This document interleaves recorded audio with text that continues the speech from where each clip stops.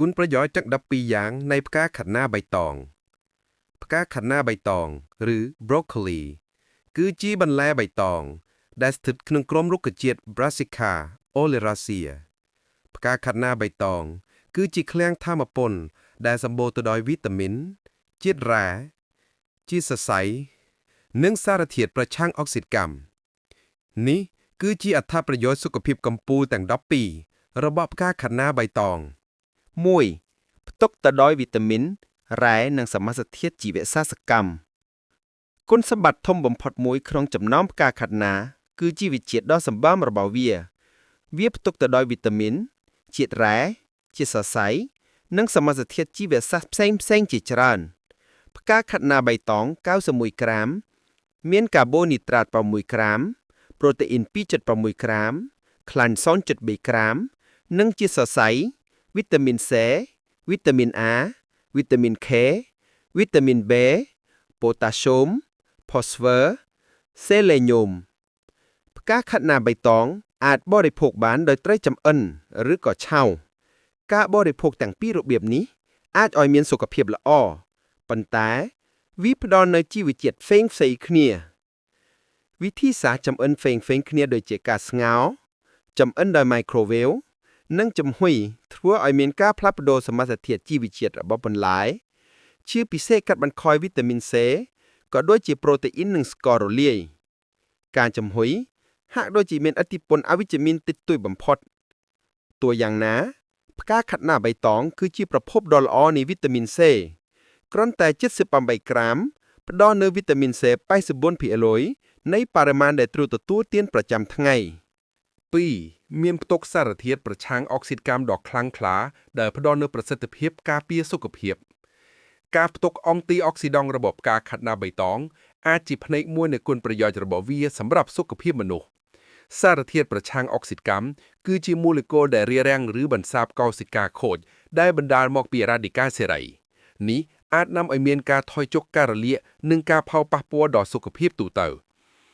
ផ្កាខាត់ណាបៃតងមានកម្រិតខ្ពស់នៃ Glucoraphanin ដែលជាសមាសធាតុមួយដែលត្រូវបានបំលែងទៅជាអង់ទីអុកស៊ីដង់ដ៏ខ្លាំងក្លាមួយដែលគេហៅថា sulforaphane ក្នុងអំឡុងពេលរំលាយអាហារការសិក្សាអំពីសត្វបានបង្ហាញថា sulforaphane អាចផ្ដល់នូវគុណប្រយោជន៍ជាច្រើនជំទួសសុខភាពរួមមានការថយចុះជាតិស្ករក្នុងឈាមកម្រិតកូលេស្តេរ៉ុល stress អុកស៊ីតកម្មនិងការវិវត្តនៃជំងឺរ៉ាំរ៉ៃទោះយ៉ាងណាក៏ដោយក៏នៅត្រូវការការស្រាវជ្រាវបន្ថែមទៀតដើម្បីស្វែងយល់ពីតួនាទីរបស់វានៅក្នុងមនុស្សផ្កាខាត់ណាបៃតងក៏ផ្ទុកបរិមាណសារធាតុប្រឆាំងអុកស៊ីតកម្ម lutein 3. សមាសធាតុជីវសកម្មអាចរួមចំណែកដល់ការកាត់បន្ថយបញ្ហារលាកផ្កាខាត់ណាមានផ្ទុកសមាសធាតុជីវសកម្មផ្សេងៗដែលត្រូវបានបង្ហាញថាអាចកាត់បន្ថយការរលាកនៅក្នុងជាលិកានៃរាងកាយរបស់អ្នកCamperol ដែលជាសារធាតុ flavonoid នៅក្នុងផ្កាខាត់ណាបៃតងបង្ហាញពីសមត្ថភាពប្រឆាំងនឹងការរលាកខ្លាំងទាំងការសិក្សាលើសត្វនិងការសិក្សានៅក្នុង test tube ការសិក្សានៅលើមនុស្សក្នុងចំនួនតូចមួយដែលអ្នកជក់បារីក៏បានបង្ហាញផងដែរថាការបរិភោគផ្កាខាត់ណាបៃតងនាំឲ្យមានការថយចុះគួរឲ្យកត់សម្គាល់នៃរោគសញ្ញាសម្គាល់នៃការរលាក 4. អាចការពារប្រឆាំងនឹងប្រភេទមហារីកមួយចំនួនបន្លែផ្កាខាត់ណាបៃតងផ្ទុកនូវសមាសធាតុជីវៈចម្រុះផ្សេងៗដែលអាចកាត់បន្ថយការខូចខាតកោសិកាដែលបណ្ដាលមកពីជំងឺរ៉ាំរ៉ៃមួយចំនួនការសិក្សាទ្រង់ទ្រាយតូចៗជាច្រើនបានបង្ហាញថាការបរិភោគបន្លែផ្កាខាត់ណាអាចការពារប្រឆាំងនឹងប្រភេទមហារីកមួយចំនួនដូចជាមហារីកសូដិនក្រពេញប្រូស្តាតក្រពះពោះវៀនធំតម្រងនោមផ្លោកនោមទោះបីជាទិន្នន័យនេះត្រូវបានលើកទឹកចិត្តឲ្យទទួលទានផ្កាខាត់ណាបៃតងក៏ដោយតែវានៅមិនគ្រប់គ្រាន់ទេនឹងក្នុងការបញ្ជាក់ឲ្យច្បាស់លាស់ទាក់ទងនឹងតួនាទីរបស់ផ្កាខាត់ណាបៃតងក្នុងការព្យាបាលឬការពារជំងឺមហារីក 5. សារធាតុប្រឆាំងអុកស៊ីតកម្មនិងជាតិសរសៃអាចជួយគ្រប់គ្រងជាតិស្ករខនឈាមការបរិភោគផ្កាខាត់ណាបៃតងអាចជួយគ្រប់គ្រងជាតិស្ករក្នុងឈាមបានល្អចំពោះអ្នកដែលមានជំងឺទឹកនោមផ្អែមសកម្មភាពទាំងនោះអាចទាក់ទងទៅនឹងសមាសធាតុប្រឆាំងអុកស៊ីតកម្មរបស់ផ្កាខាត់ណាបៃតង ការសិក្សាមួយបានបង្ហាញពីការថយចុះនៃអាំងស៊ុយលីនគួរឲ្យកត់សម្គាល់ចំពោះអ្នកដែលមានជំងឺទឹកនោមផ្អែមប្រភេទ2ដែលបានទទួលទានផ្កាខាត់ណាបៃតងជារៀងរាល់ថ្ងៃក្នុងរយៈពេល1ខែអ្វីដែលគួរឲ្យចាប់អារម្មណ៍ការសិក្សាមួយដែលធ្វើទៅលើសត្វបានបង្ហាញថាការថយចុះជាតិស្ករនៅក្នុងឈាមបន្ថែមទៅលើការថយចុះនៃការបំផ្លាញកោសិកាលំពែងនៅក្នុងកណ្ដាលទឹកនោមផ្អែមដែលបានស៊ីផ្កាខាត់ណាបៃតងផ្កាខាត់ណាបៃតងក៏ជាប្រភពដ៏ល្អនៃជាតិសរសៃផងដែរការស្រាវជ្រាវមួយចំនួនបានបង្ហាញថាការទទួលទានជាតិសរសៃចំណីអាហារខ្ពស់ត្រូវបានផ្សារភ្ជាប់ជាមួយនឹងជាតិស្ករក្នុងឈាមទាបនឹងធ្វើឲ្យប្រសើរឡើងនៅការគ្រប់គ្រងជំងឺទឹកនោមផ្អែម6អាចជួយដល់សុខភាពបេះដូងតាមវិធីផ្សេងៗគ្នាការសិក្សាជាច្រើនបង្ហាញថាផ្កាខាត់ណាបៃតងអាចជួយដល់សុខភាពបេះដូងតាមវិធីផ្សេងៗគ្នាការកើនឡើងកូលេស្តេរ៉ុលអាក្រក់និងកម្រិតត្រីក្លីសេរីដត្រូវបានគេដឹងថាជាកត្តាហានិភ័យចម្បងសម្រាប់ជំងឺបេះដូងផ្កាខាត់ណាបៃតងអាចដើរតួនាទីក្នុងការកែលម្អបញ្ហាទាំងនេះការសិក្សាមួយបានកត់សម្គាល់ថាការថយចុះត្រីក្លីសេរីដនិងកូលេស្តេរ៉ុលអាក្រក់ក៏ដូចជាបង្កើនកម្រិតកូលេស្តេរ៉ុលល្អចំពោះអ្នកដែលត្រូវបានព្យាបាលដោយថ្នាំគ្រាប់ធ្វើពីផ្កាខាត់ណាបៃតងការស្រាវជ្រាវមួយចំនួនក៏គាំទ្រការយល់ឃើញថាសារធាតុប្រឆាំងអុកស៊ីតកម្មជាក់ឡានៅក្នុងផ្កាខាត់ណាអាចកាត់បន្ថយហានិភ័យនៃការគាំងបេះដូងរបស់អ្នក7ជួយលើកកម្ពស់ការរំលាយអាហារដោយមានសុខភាពល្អនិងកាត់បន្ថយការទល់លាមកផ្កាខាត់ណាបៃតងសម្បូរទៅដោយជាតិសរសៃនិងសារធាតុប្រឆាំងអុកស៊ីតកម្មដែលសារធាតុទាំងពីរនេះអាចជួយដល់មុខងាររបស់ពោះវៀននិងសុខភាពរំលាយអាហារភាពទៀងទាត់នៃពោះវៀននិងភាពរឹងមាំនៃបាក់តេរីដែលផ្ដល់នូវសុខភាពល្អនៅក្នុងពោះវៀនធំរបស់អ្នកគឺជាសមាសធាតុសំខាន់2សម្រាប់សុខភាពរំលាយអាហារការបរិភោគអាហារដែលសម្បូរទៅដោយជាតិសរសៃនិងអង់ទីអុកស៊ីដង់ដូចជាផ្កាខាត់ណាបៃតងអាចដើរតួនាទីក្នុងការថែរក្សាមុខងារពោះវៀនដែលមានសុខភាពល្អការសិក្សាលើសត្វកណ្ដុរលើរបបអាហារផ្កាខាត់ណាបានរកឃើញថាមានការថយចុះកម្រិតនៃការរលាកនៅក្នុងពោះវៀនធំក៏ដូចជាការផ្លាស់ប្ដូរអំណោយផលនៃបាក់តេរីនៅក្នុងពោះវៀនការសិក្សារបស់មនុស្សនាពេលថ្មីៗនេះបានបង្ហាញថាអ្នកដែលបរិភោគផ្កាខាត់ណាបៃតងអាចបន្ថយរបាំងបានងាយជាងអ្នកដែលមិនបានបរិភោគ8អាចពន្លឿនការគិតនិងគាំទ្រមុខងារខួរក្បាលឲ្យមានសុខភាពល្អសារធាតុចិញ្ចឹមនិងសមាសធាតុជីវសកម្មមួយចំនួននៅក្នុងផ្កាខាត់ណាអាចបន្ថយការយឺតយ៉ាវផ្នែកស្មារតីនិងគាំទ្រដល់មុខងារខួរក្បាលនិងសរសៃប្រសាទឲ្យមានសុខភាពល្អការសិក្សាលើមនុស្សវ័យចំណាក់960នាក់បានបង្ហាញថាការទទួលទានប្រភេទបន្លែបៃតងដូចជាផ្កាខាត់ណាបៃតងអាចជួយទប់ទល់នឹងការថយចុះការគិតដែលទាក់ទងនឹងភាពចាស់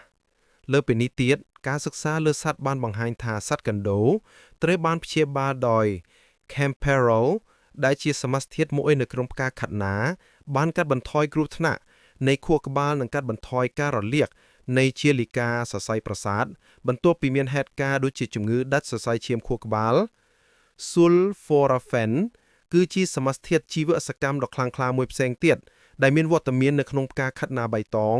ដែលមានសក្តានុពលក្នុងការគាំទ្រដល់មុខងារខួរក្បាលបន្ទាប់ពីការថយចុះអុកស៊ីសែននៅក្នុងខួរក្បាល9វីតាមីន C ទ្រទ្រង់ប្រព័ន្ធភាពស៊ាំឲ្យមានសុខភាពល្អ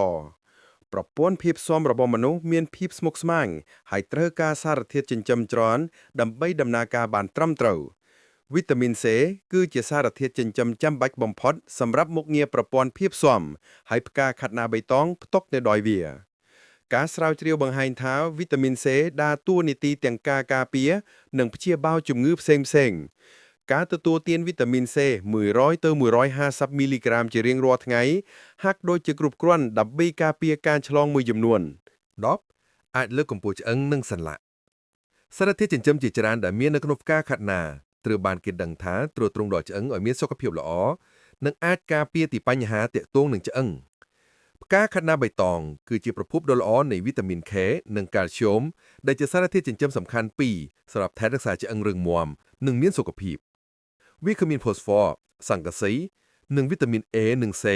ដែលចាំបាច់សម្រាប់ឆ្អឹងដែលមានសុខភាពល្អផងដែរការសិក្សាសាកល្បងបង្ហាញថា Sulforaphane ដែលត្រូវបានរកឃើញនៅក្នុងផ្កាខាត់ណាបៃតងអាចជួយនៅក្នុងការការពារជំងឺរលាកសន្លាក់ឆ្អឹងទោះយ៉ាងណាក៏ដោយ ត្រូវការការស្រាវជ្រាវបន្ថែមទៀតដើម្បីទាញសេចក្តីសន្និដ្ឋានច្បាស់លាស់ស្តីពីតួនាទីរបស់វានៅក្នុងខ្លួនមនុស្ស 11. ការផ្ទុកសារធាតុចិញ្ចឹមអាចទ្រទ្រង់ដល់ការមានផ្ទៃពោះដែលមានសុខភាពល្អរាងកាយរបស់អ្នកត្រូវការវីតាមីនជាតិរ៉ែនិងប្រូតេអ៊ីនច្រើនក្នុងពេលមានផ្ទៃពោះដើម្បីទ្រទ្រង់ទាំងទារកនិងម្ដាយផ្កាខាត់ណាបៃតងគឺជាប្រភពដ៏ល្អនៃវីតាមីន B ដែលមានឈ្មោះថា B9 ដែលត្រូវបានគេស្គាល់ថា folate folate គឺជាសារធាតុចិញ្ចឹមចាំបាច់សម្រាប់ការអភិវឌ្ឍខួរក្បាលនិងខួរឆ្អឹងខ្នងការទទួលទានអាហាររ៉ែសម្បូរទៅដោយជាតិ folate ដូចជាផ្កាខាត់ណាបៃតងអាចជួយធានាបាននូវលទ្ធផលនៃការមានផ្ទៃពោះប្រកបដោយសុខភាពល្អលើសពីនេះទៀតការសិក្សាអំពីសត្វមួយចំនួនបង្ហាញថាផ្កាខាត់ណាដែលបរិភោគដោយម្ដាយអាចគាំទ្រដល់ការវិវត្តនៃការយល់ដឹងរបស់ទារកដែលទើបនឹងកើតឲ្យមានសុខភាពល្អ 12. អាចការពារស្បែកអ្នករបស់ពីការខូចខាតដោយពន្លឺព្រះអាទិត្យជំងឺមហារីកស្បែកកំពុងតែកើនឡើងដោយសារតែផ្នែកខ្លះនៃស្រទាប់ Ozone ដែលរងការខូចខាតនិងបង្កើនការប៉ះពាល់នឹងកាំរស្មី Ultraviolet ការស្រាវជ្រាវបង្ហាញថាសមាសធាតុជីវសកម្មនៅក្នុងផ្កាខាត់ណាបៃតងអាចការពារពីការបំផ្លាញពីវិទ្យុសកម្មកាំរស្មី UV ដែលនាំឲ្យមានជំងឺមហារីកស្បែកនៅក្នុងការសិក្សាអំពីសត្វមួយចំនួន